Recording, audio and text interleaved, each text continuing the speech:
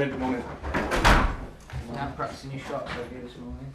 Why? You've been out practicing your shots on the training pitch. No, what makes you think that? No, that's what you used to do, didn't you? Yeah. You should be at home putting up That was shelves. a long time ago, don't trust me. You should be at home putting up shelves like the rest of us on holiday Monday. I've been pulling that extra hamstring like Jurgen.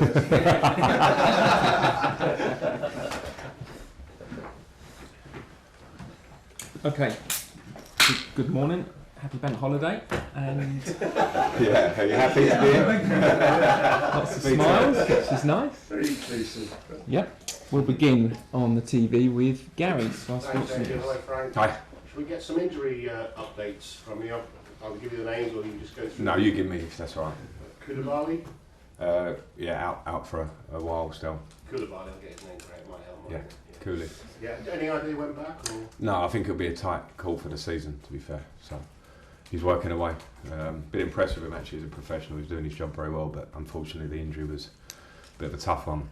Cucurella, probably another 2 weeks or so. It was a 2 or 3 week injury when he first did it a week or so ago. Mason and Reece, you know. Kai Havertz? Kai Havertz is in contention for the game. He's trained. Anyone else? I just wondered if there's any update at all on what you said regarding Reece James. No, Still same. the season. Same, yeah. Is this a game for Auba, given his vintage, his Arsenal vintage? We'll see. I've got Auba, I've got Kai, I've got David Fofana. I'm obviously not going to divulge the team right here, but he's fit and ready. Would the Arsenal connection come into your thoughts at all? Not really. I think it's probably well, possibly, because I think we all think sometimes a player going back to their old club gives a certain motivation. I haven't delved into that too much with Auba himself, so I'll pick that position on my feeling of how they've trained and what the team structure looks like. Given the run that Arsenal have been on, particularly the last game, and this is a cliche question, but that won't surprise you from me, is it a good time to play them, or are they a wounded?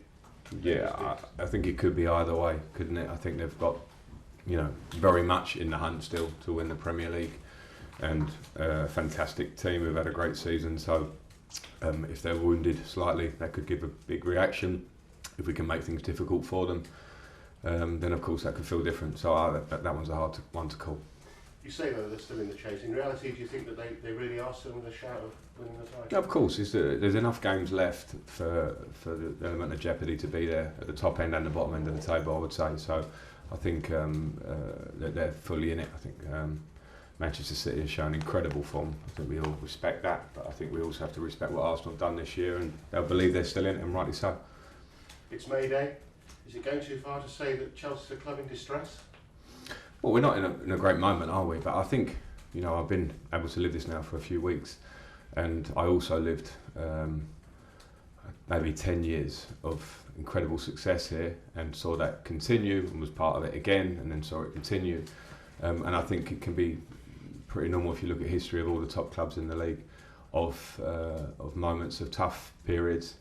Our opponents tomorrow are a good example of that. They want to be challenging for Premier Leagues, and they are again now. That's been a while for them. So I think we have to put perspective on it and understand that we've got to try and work on all aspects as a club to get back to the feeling and the position of where we want to be. And it's not a given in this league, and there's a lot of work to do. I'm not going to ask whether you're happy because you're a winner, so you clearly won't be happy, but you still relish getting up in the morning and coming to work. Absolutely. Everything that's going on. Absolutely. I was eyes open when I came into this job. I'm too experienced in football as a player and now as a coach to understand that things don't necessarily change overnight in terms of results, and we've seen that. Our job is to work on performance and mentality of the group, training, to try and bring back good feeling firstly, but good feeling only comes with hard work, as I say. So I enjoy that challenge. I think it's, again, I was very aware of the challenges coming in, and I'm very proud to manage the club. I love being here, and I enjoy doing my job. And the reality of football is that your career will not be full of successes. People will always remember the successes, but part of the job is the tougher moments, whether you're a manager or a player. And you can't always control results, but you can control how you work every day. So I enjoy that aspect of it. Paul, PLP. You said, I think the other day, the players seem about 20% down on confidence, and you've just said about the great success you've seen here over the years. Have you ever seen players here, a dressing room here, so low? Well, I think they're low on confidence and they're also low on performance. So I think I shouldn't distinguish that and make it all about confidence. I think, as I keep saying, you can only work to get a level of performance to then bring confidence back. I've been here in periods of the club where they have had confidence has been low because nobody likes losing games. And I had moments here as a player where we dropped our standards as a collective and had to lift it. Fortunately, in those periods, when you look back over history, we managed to get it back through hard work, maybe level of the squad, whatever at the time. We changed manager a lot in some of those periods. So it's certainly not one to try and compare generations or eras. It's just different now, you know, in terms of the modern player, the squad that we have here, and what expectations are.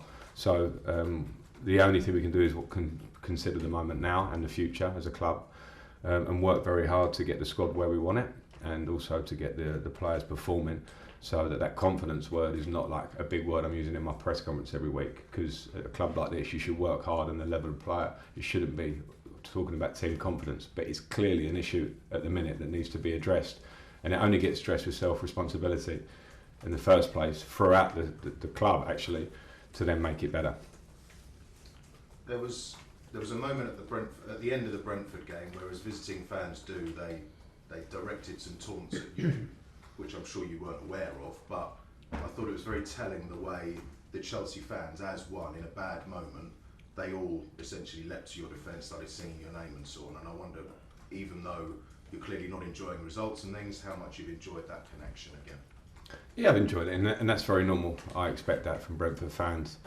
In a moment of good feeling for them. I said before and after the game what a great story they've been in the Premier League, so I certainly won't moan about that. I think they probably were just reminded by the Chelsea fans that this club's had a lot of success in the last 20 years, and they're probably trying to work to their version of success. Obviously the Brentford game was at home, the game before against Real was at home. I wonder how close, even though this next game's away, how close the first 60 minutes against Real is sort of a framework for what you could do at Arsenal. I think every game is different and gives different challenges tactically, so that will be different. But in terms of togetherness of a group that connected on the pitch, the first 60 minutes against Madrid was very, very good, other than the last bit.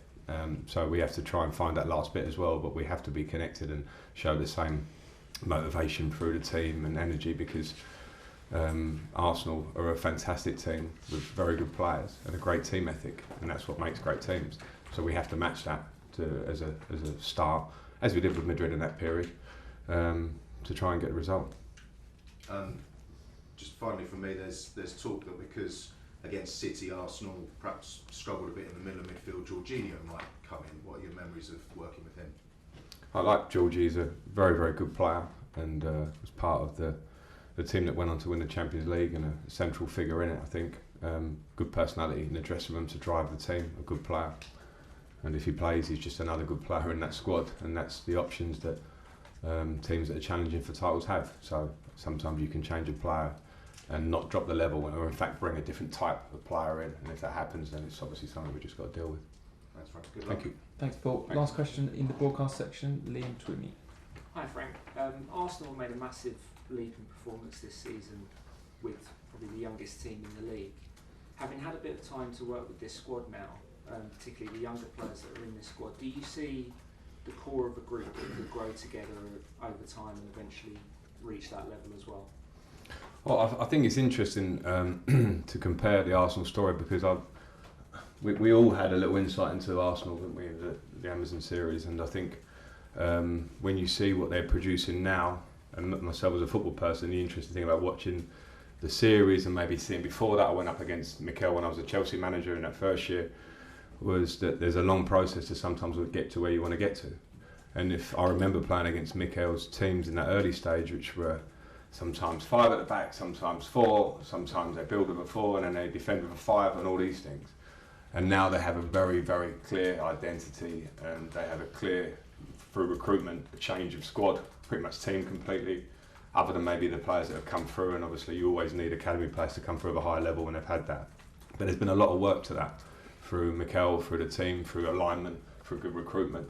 And if we talk about it as just happening this season and it's come overnight, I think you have to go back to the beginning and all those tougher periods. So I think, do we have the possibility to do that? Yes. Will it take a lot of time and good decisions along the way? Absolutely yes. That you can get there, but of course those things have been probably a credit to Arsenal, because I saw, and you remember the times when the manager was being questioned quite a few times, the owners were being questioned, the players were being questioned, and that process can take 2 or 3 years, which it has done. And within that 2 or 3 years, you've got to make a lot of right decisions to keep working in a good way.